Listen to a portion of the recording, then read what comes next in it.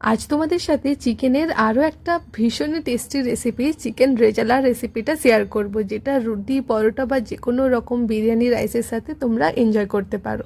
তো চলো দেখে নাও রেসিপি। এর জন্য প্রথমে একটা মশলা বানাতে হবে, যার জন্য মিক্সিতে 2 চামচের মতো মগজদানা, 1 চামচ পোস্ত, 7 থেকে 8টা কাজু বাদাম, 5 থেকে 6 কোয়া আদা কুচি, 10 থেকে 12 কোয়া রসুন কুচি ও প্রয়োজন মতো কাঁচা লঙ্কা আর অল্প দুধ দিয়ে একটা ফাইন পেস্ট বানিয়ে নিতে হবে। দুধের পরিবর্তে তোমরা জল ব্যবহার করতে পারো, এতে টেস্টের কোনো হেরফের হবে না। এরপর 2টো মিডিয়াম সাইজের পেঁয়াজ কেটে সেদ্ধ করে নেব।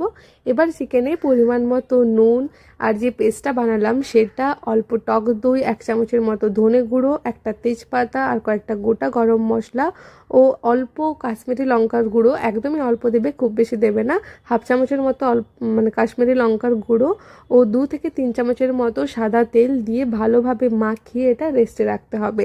আর মাথায় রাখবে, এটা যত বেশি রেস্টে রাখবে ততটাই ভালো টেস্ট হবে, তাই মিনিমাম 1 ঘন্টার মতো রেস্টে রাখার চেষ্টা করবে।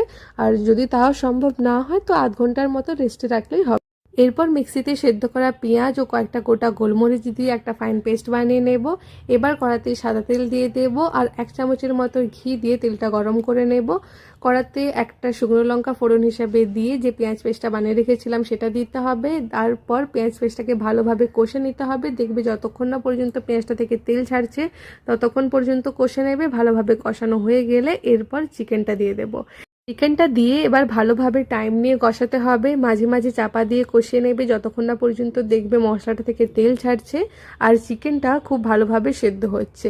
তার জন্য চাপা দিয়ে দিয়ে কষিয়ে নিতে হবে। আর যদি মনে হয় মাঝখানে জলের প্রয়োজন, তাহলে যে পেঁয়াজ সেদ্ধ করা জলটা ছিল সেটা দিয়ে কিন্তু তোমরা মাঝে মাঝে অল্প অল্প করে জল দিয়ে চিকেনটা ভালোভাবে কষিয়ে নিতে পারবে। তো দেখতেই পাচ্ছ এখানে হালকা হালকা তেল বেরোতে শুরু হয়ে গেছে। তো এভাবেই ভালোভাবে চাপা দিয়ে দিয়ে কষে নিতে হবে। আর দেখতে পাচ্ছ জলও বেরোচ্ছে একটু একটু করে। তো এখন দেখো চিকেনটা ভালোভাবে কষানো হয়ে গেছে, চিকেনটা থেকে ভালোভাবে তেলও ছেড়ে দিয়েছে আর চিকেনটা এখানে আমার ভালোভাবে সেদ্ধও হয়ে গেছে। এরপর একদম শেষে যে বাকি পেঁয়াজের জলটা দিয়ে দেব, আর যদি প্রয়োজন হয় আরও একটু গরম জল দিতে পারো। তো জলটা দিয়ে ভালোভাবে ফুটে গেলে, সব কিছু ভালোভাবে সেদ্ধ হয়ে গেলে, একদম থেকে 5টা গোল করে কাটা পেঁয়াজ, শুকনো লঙ্কা দুটো, 1 চামচের মতো ঘি ও একদমই অল্প গোলাপ জল ও কেওড়া জল দিয়ে ভালোভাবে মিশিয়ে নামিয়ে নিলেই রেডি এই চিকেন রেজালা, যেটা খেতে হয় ফাটাফাটি। আর যে কোনো রকম নান রুটি বা তন্দুরি রুটি বা বিরিয়ানির সাথে খেতে কিন্তু এটা বেশ ভালো লাগে।